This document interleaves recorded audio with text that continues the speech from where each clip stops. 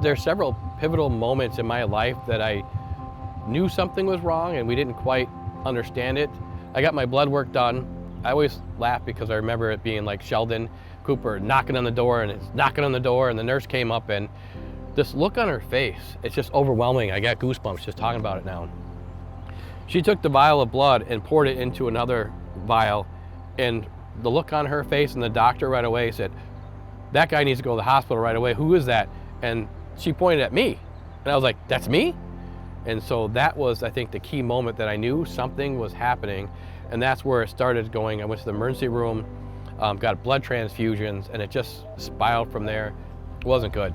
Diabetic and on kidney failure. I was on dialysis for a long time. They basically said, "Hey, you're gonna be on dialysis for the rest of your life unless you get a transplant." When I talk about a roller coaster of life, the moment I got that call, I picked it up. He said, "Mr. Kane, do you want a transplant?" And I was like, "Yes, sir. I got a kidney and a pancreas for you." And I was overwhelmed with emotions. I was like, yes, because I'm gonna live, you know?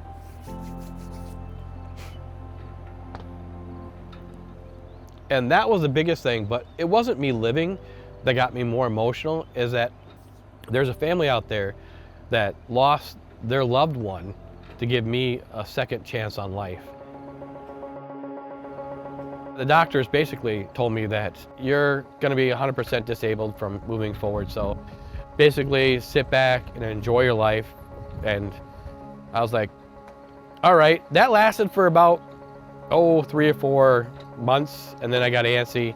I got this, I wanna go to college and do something, and that's where I always say changed my life quite a bit too, is because Sue Flanagan, the veterans coordinator at Denver,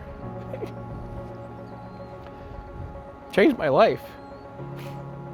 She put me where I'm at right now. I didn't have a mission, and I needed a mission. Every soldier needs a mission, and I didn't have one. And she's like, "You're great with veterans. You need to work with veterans." And then she put me on the Beyond the Yellow Ribbon team at Inver Hills Community College. We fill in gaps for the VA, and we help veterans navigate the system, kind of what I do in my full-time job with the Legion. We're out there shoveling, mowing lawns. We just did a Home Depot project and did one for Patrick Nichols.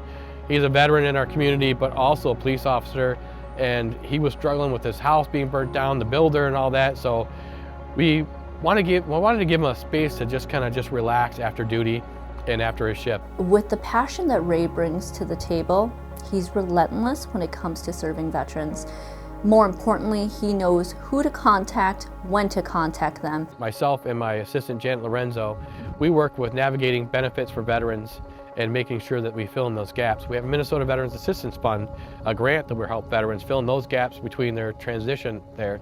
And when you can have somebody in your corner like Ray to take some of that burden off of you and to make your life better, or to get you through that rough spot so you can continue on and be the better person that you can be, it's just, you can't put a price on that.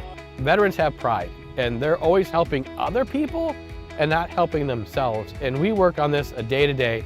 And Janet and I, one call after another, we sit there and look at each other and go, oh, if you just would have reached out ahead of time, if you just would have went to the doctors early and didn't suffer, we would be so much closer to a resolution, and we wouldn't be in this crisis situation. But veterans want to do what they can to help others, and they think about themselves last. And we got to start thinking about ourselves first. It's not always business. Sometimes it's about just being a human being. At the end of the day, I'd rather have a human being. Because Ray is a 2-organ recipient, that he also feels that he was given an opportunity to make others' lives better in any way, shape he can. I love doing what I do. I'm serving my community. The biggest thing is I'm serving her, you know. I don't want to knock on the door when I go up to heaven. I want her opening that door for me. Not thank you, but, you know, hey, it was worth the sacrifice that she gave for me to be down here doing what I do.